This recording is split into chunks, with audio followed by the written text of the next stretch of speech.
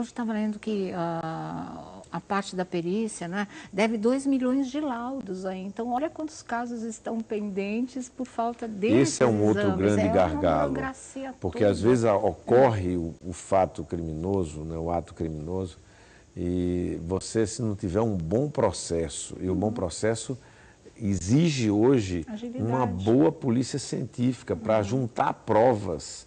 Né? Você vê nesses filmes que a gente assiste no exterior, quando acontece alguma coisa, isola o lugar, tem que isolar, porque ali está a prova, né? A prova material, que não é só a prova testemunhal, para que o processo no judiciário tenha consequência, que é a prisão do bandido, porque senão ele contrata um advogado. Quanto mais perigoso, mais chance ele tem de contratar, ele tem dinheiro para contratar uma defesa competente. E aí a festa da impunidade, né? Aí é um horror, a gente cai nesse lado porque o mesmo. grande fermento, não tenha dúvida, o fermento da violência é a impunidade. O que é que acontece? Hoje você tem a inflação corroendo o salário na comida, sobretudo, nos alimentos.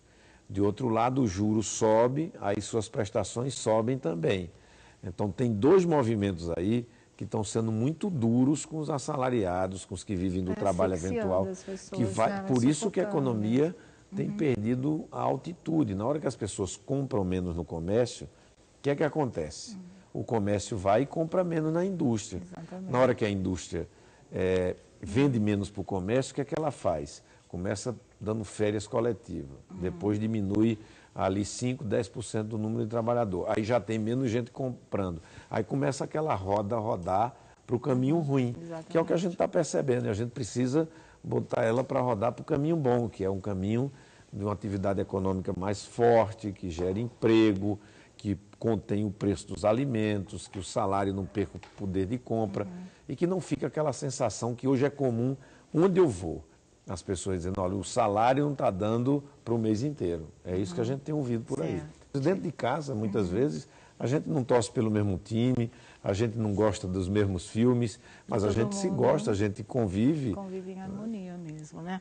Bom, Eduardo, está diante de uma brasileira em desencanto, por isso eu preciso te fazer algumas perguntas que eu quero ouvir dos homens políticos do nosso país, assim, a que país pretende deixar para os filhos? Assim, uma coisa que tem me preocupado, tem me impressionado, na verdade, e eu nunca senti isso no nosso Brasil antes, é essa divisão de classes. Né? Eu estou vendo as coisas se encaminharem para uma campanha onde as palavras vingança e ódio, elas estão presentes. Isso me deixa, de fato, muito preocupada. Olha, a semana passada eu passei deprimida com essa história. Como é que se vê isso? O nosso país está tomando um rumo que, assim, de andar para trás e não para frente, porque eu não entendo esse Brasil que é, assim, um irmão contra o outro, sabe? Se você é rico, você é bandido, se você é pobre, é virtuoso, se você é pobre, é bandido, se você é rico, você é poderoso.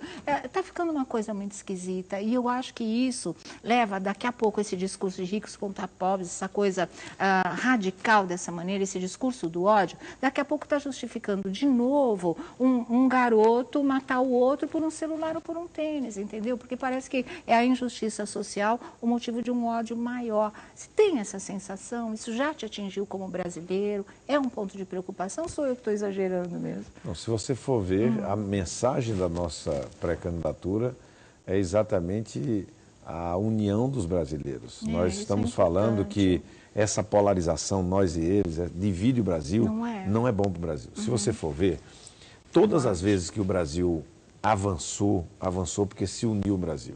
Quando nós fomos fazer a transição política de um regime de exceção, de uma ditadura, falta de liberdade para a democracia, o Brasil se uniu todo em torno da bandeira das eleições diretas já. De A a B, de B a C até Z, todos os lados da política, pessoas católicos, evangélicos, espíritas, gente de norte a sul do Brasil, de todas as cores, todas as idades, agarraram a bandeira, que é a hora de democratizar o Brasil. Quando o Brasil mudou na economia, que veio o Plano Real, isso foi precedido de uma grande campanha que uniu o Brasil, que foi o impeachment, o Fora Collor. Exatamente.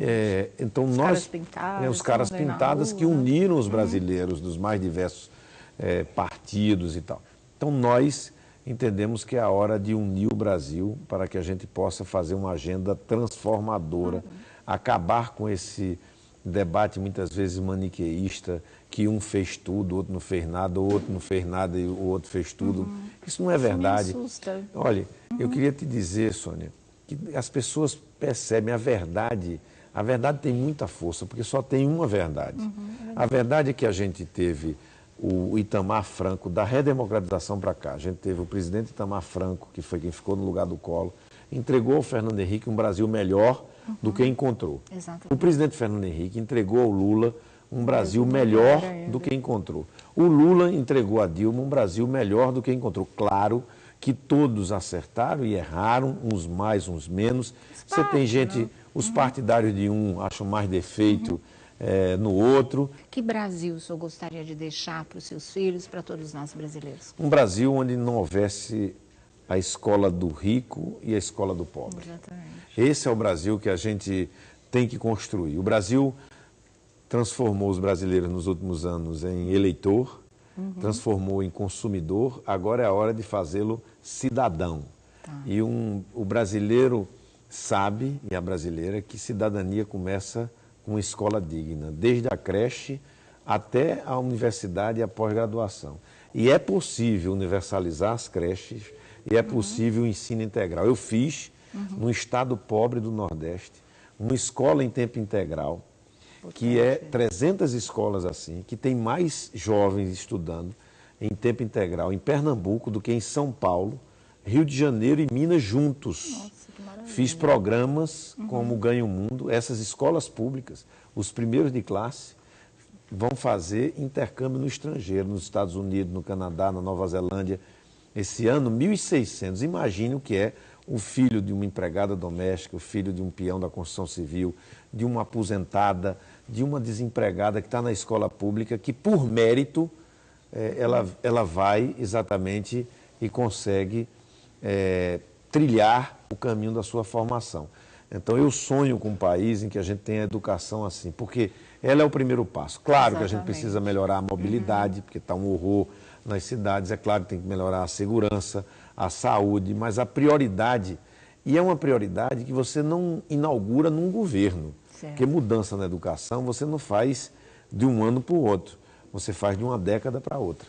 Com toda certeza, mas a gente chega lá, né? Chega, outros países chegaram, por que o Brasil não pode chegar? E realmente educação é fundamental, porque você dá ao povo o instrumento para que ele pense, para que ele tenha senso crítico, para que ele não seja massa de manobra, enfim, para que realmente ele seja um cidadão capaz de decidir efetivamente os destinos do país em que ele vive. Com a educação adequada ele vai cuidar melhor da saúde, ele vai respeitar mais as outras pessoas, ele vai buscar mais conhecimento, ele vai poder ter uma produtividade no negócio dele mesmo ou no negócio que ele venha trabalhar maior.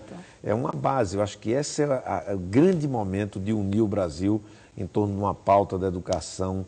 Eu estou falando de um negócio que eu fiz, não estou falando de uma ideia que eu tive agora, estou falando de algo que eu vi acontecer e que é fundamental. Maravilha. Eduardo Campos, olha, eu estou mais feliz hoje. Muito obrigada, muito bom a gente poder conversar com um grande brasileiro que já mostrou o seu trabalho, o seu valor e que tem aí propostas muito concretas para a gente. Volte sempre, a casa é sua, foi realmente um prazer, viu? Obrigada a você. Obrigado.